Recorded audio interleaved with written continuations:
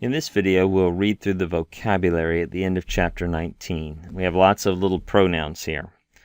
Alelon, that's of one another. That is actually the genitive plural form, but it is the lexical form of this. This is the reciprocal pronoun, and the reciprocal pronoun never occurs as a subject, so there's no nominative form. You don't say, one another is going to the store. There's always, it's always used as a genitive dative or accusative. It's always plural, right? Those are the forms. We'll see them in the next chapter. But this is the lexical form, alelon, of one another, the genitive plural form.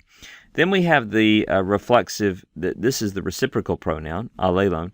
The reflexive pronoun, this is the masculine, feminine, and neuter singular. So this is the third person singular reflexive pronoun. Ha'autu, or feminine, ha'autes, or neuter, ha'autu, right? Ha'autu, of himself, ha'autu. Then we have the far demonstrative pronoun. It's not so important that you say, oh, that's the reciprocal pronoun, oh, that's the reflexive pronoun, oh, that's the far demonstrative. What's important is that when you see ekenos, you say, well, that means that in the singular are those in the plural, right? And there's the feminine ending and the neuter ending, ekenos. Now we have the reflexive pronoun for the first person singular. Amautu is myself, referring to that form is masculine, or if a feminine person we're speaking, amautes. Then we have the near demonstrative pronoun, hutas haute tuta. That's just masculine, feminine, neuter. Hutas haute tuta, meaning this, or in the plural, these. And we have the second person singular reflexive, se'autu, of yourself, or feminine person speaking, se'autes. Tis or ti means someone or anyone or certain one, a certain. Tis or ti means who, which, or what. Now, what's the difference? Well, notice that for the interrogative pronoun, for the question word, it will always have an acute accent over the initial iota of that word. So I tell students, think about it like this. It's like the bottom of a gigantic question mark. It's like that little mark on the bottom of the question mark. And it's always going to be acute, right? That's the acute that looks like that. And it will always be over the initial iota in the word. The word, these are only two of the forms, but we'll see it has other forms, but it'll always be over that initial iota.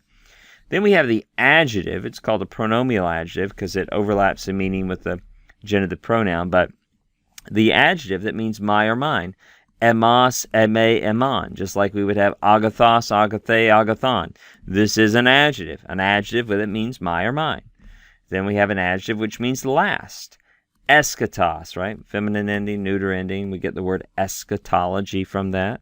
We have an adjective that means one's own or peculiar, idios, right? Idios, idia, idion, feminine, neuter ending. Maybe you like that because we get the English word idiot from that, right? Maybe that will help you remember it.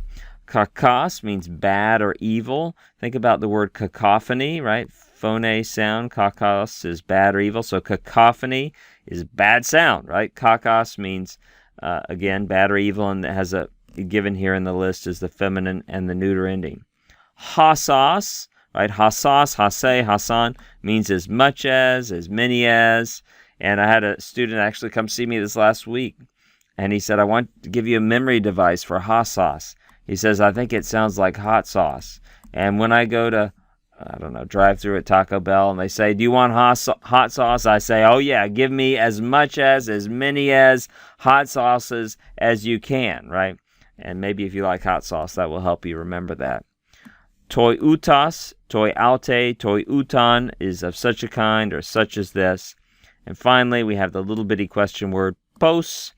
That means how. Remember, if it's a little word in Greek that begins with a pi, it's often a question word, just like the word pou in Greek means where. Pou means where, pos means how.